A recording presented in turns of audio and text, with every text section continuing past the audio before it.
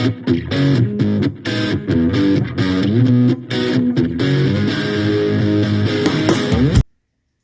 is good, YouTube? It's your boy Matt Pig and Matt here.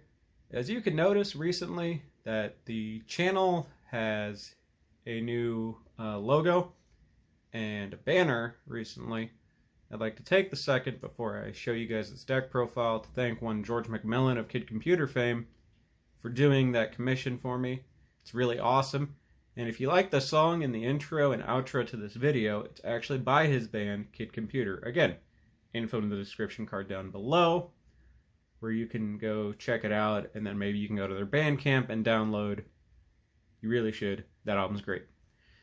And if you notice the thumbnail for this video, I found the artist on Reddit that did that particular picture and got permission to do so, and their info should also be in the description down below. So thank you, and let's get on to the deck profile. What's good, YouTube? It's your boy Matt Pig and Matt here, and I'm going to show you my live twin Eldlich deck profile, along with some explanations after the deck profile as to some of my thoughts and whatnot. So let's quit with the BSing and show you the deck profile. Start this out. For the live twins, I ran 3 Kisikil, 3 Lilla, 1 of the live twin Lilla Treat, 3 copies of Live Twin Home, 1 Secret Password, and 2 Signet Mining.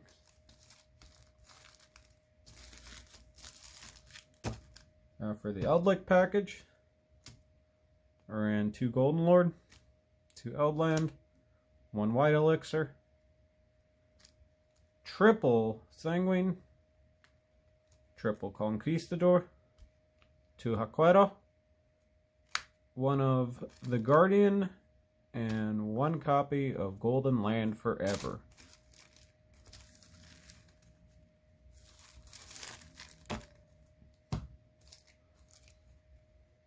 For non-Eldlich or Live Twin cards, I ran 3 Ash Blossom and Joy Springs, 2 copies of Ghost Bell, triple copy of Infinite Impermanence, 3 copies of the Angel Statue Azurin, and 3 copies of Solemn Strike. Now on to the extra deck.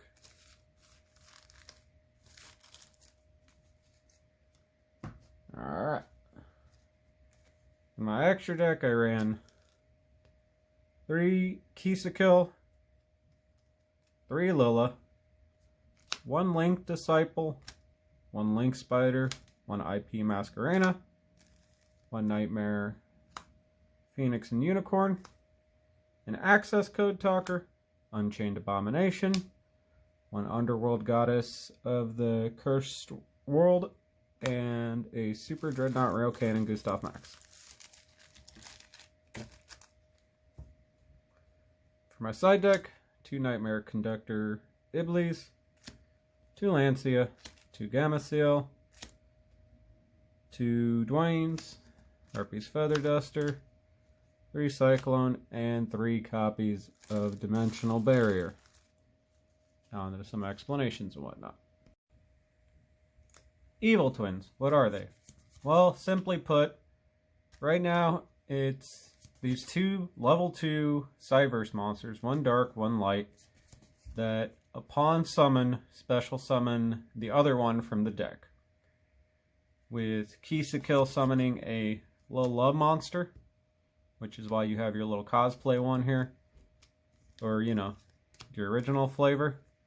And Lilla summoning a Kisikil monster, which in Lightning Overdrive there's going to be another target for this, which will change kind of an idea of how you can play this deck. But for now, as the strategy suggests, you got to kind of use these guys as an engine in and of themselves. Because while they are conveniently searchable via Signet Mining,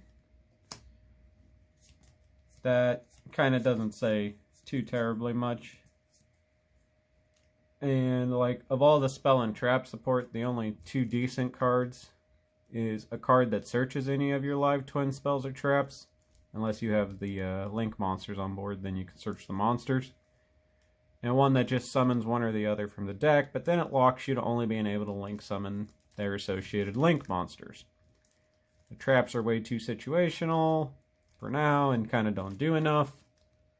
So that's why you kind of have to mix these ladies with Eldlich. But why even bother to play them in the first place? Well, they're fun, and their associated nighttime transformations are really good.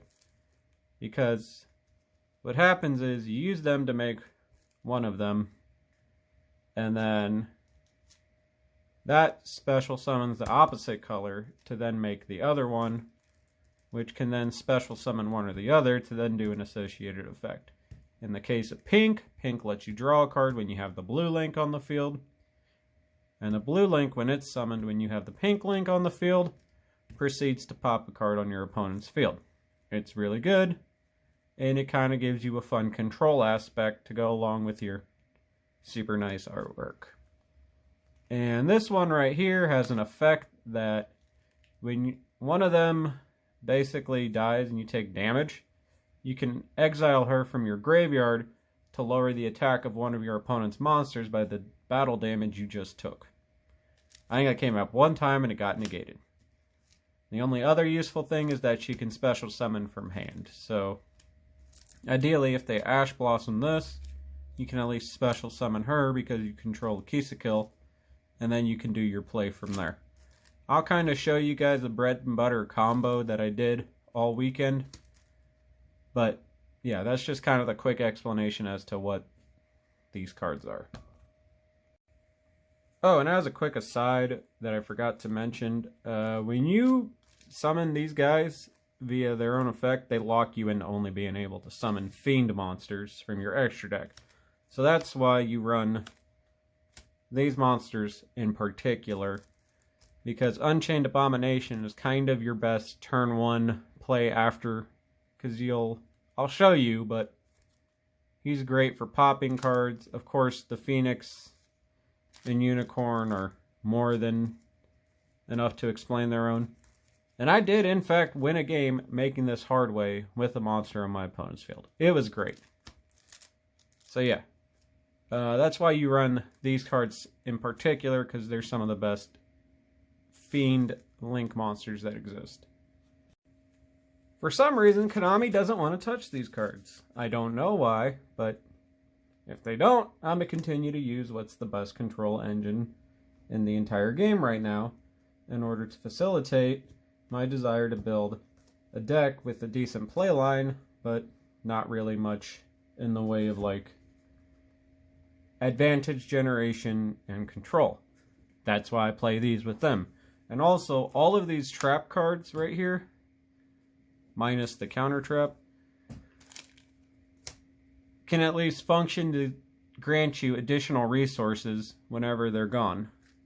And Golden Boy is a great just reoccurring boss monster that eats up so many of your opponent's cards that it's kind of ridiculous. And of course, the go-to excuse, the only reason I'm playing 2 Eldland is because I only pulled 2 Eldland, and I really don't feel like dealing with the shenanigans of trying to get another one. And again, we have a reprint set coming, and you never know with Konami. But I guess, real quick, the cards everybody knows from Eldlich that I don't feel like explaining. It's real simple. Banish these, they get you Eldlichs. Banish these, get your gold lands. Searches your gold lands. When it gets sent, you can send any of these cards to your graveyard.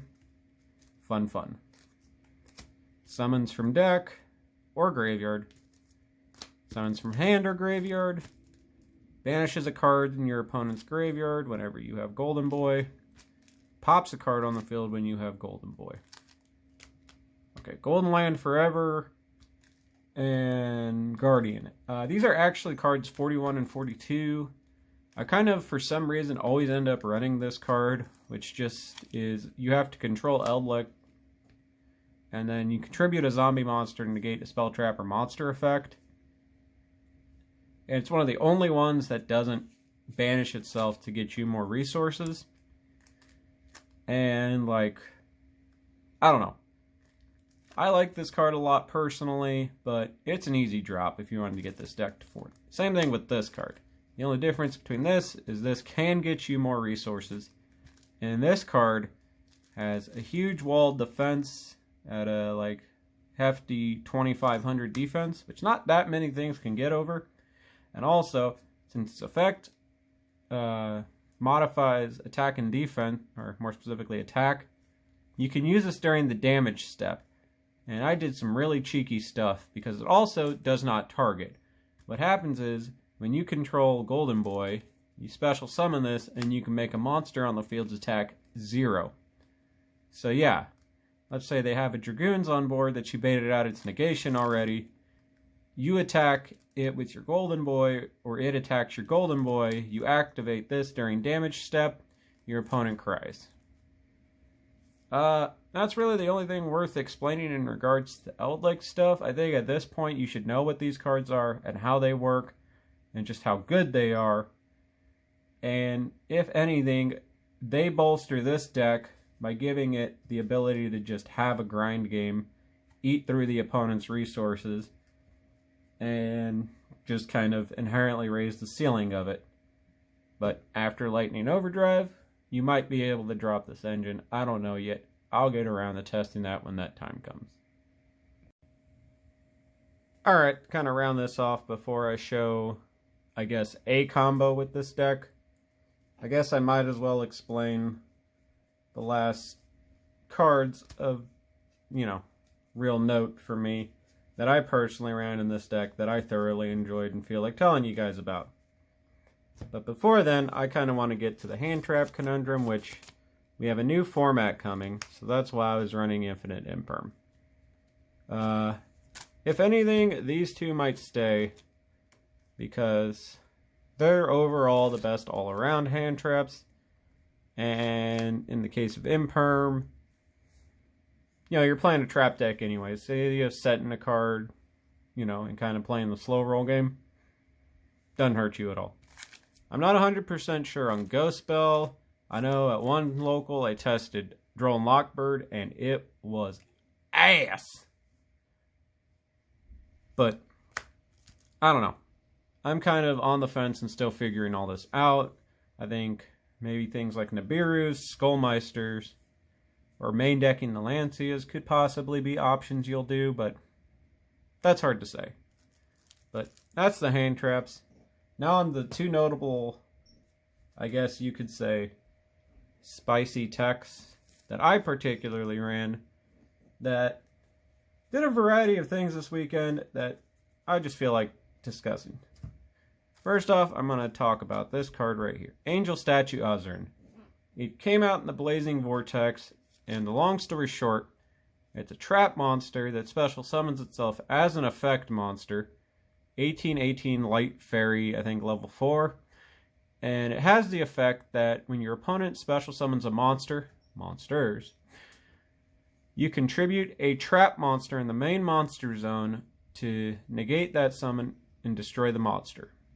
It's really, really good because people, for some reason, really, really fear this card and waste a lot of resources getting rid of it. And also, it has the added effect that when you battle it, at the end of that, like, battle phase, or the damage step or whatever, it actually destroys the monster that attacked it. So yeah, this card is really, really cool. And in the past few weeks that I've been testing it, you know, in either this variant or my Zoo variant, it's proven to be a pretty decent card.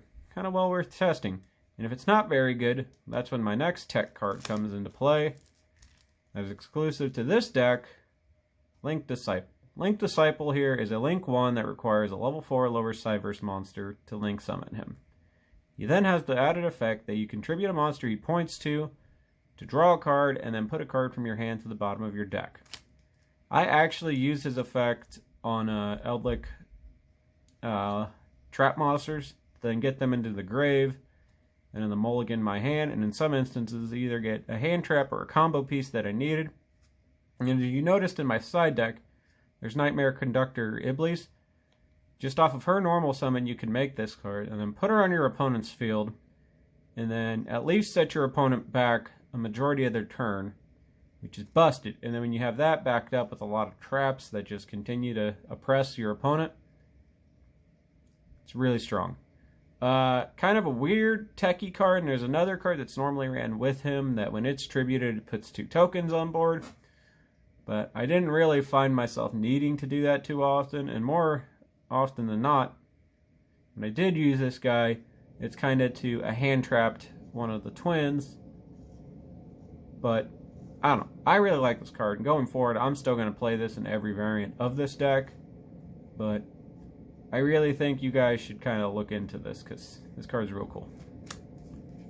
So yeah, that was the deck profile, and now let's go into some closing thoughts.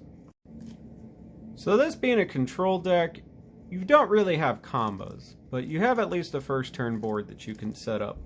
And that's what I'm going to show you now. Really, all you need is essentially an Evil Twin. That's it. You could either have hard drawn it, or, you know, used one of your various search options to get a means to get it. And if you happen to open one of your Eldlich traps, your discard outlets just get better. But for the sake of simplicity, we're just going to go with getting your one Evil Twin. All you need to do is essentially summon pink. Pink summons blue. And then from there, you turn pink into big pink. And then pink brings out blue. Pink and blue turn into blue. And then this blue summons out this pink. Column placement, you just kind of got to assess yourself.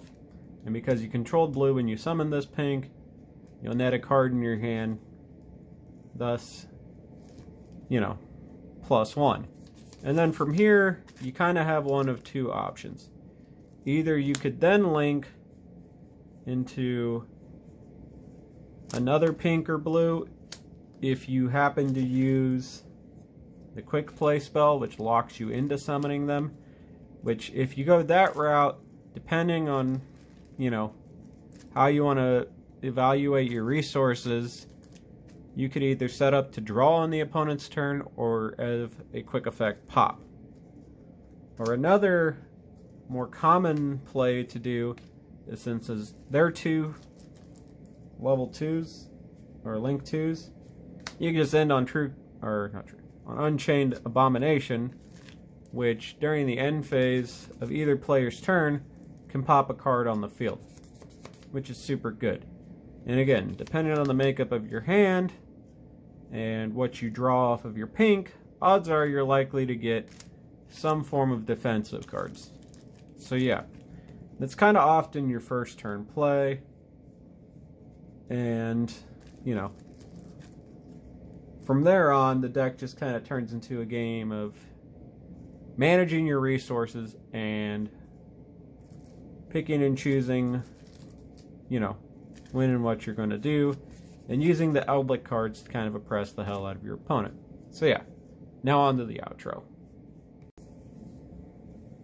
There you go, YouTube. Basically, Panty, Stocking, and Garter Belt the deck. Overall, I think this strategy is super cool, if not incredibly niche. And I think it has potential to be a fun rogue option to kind of troll and do some pretty cool stuff. But at the end of the day, I think that it's kind of a set or two away from really being something more than just a cool engine and an alternate version of Zodiac Eldlich, which I would still say is a much better build option if you're looking for something competitive.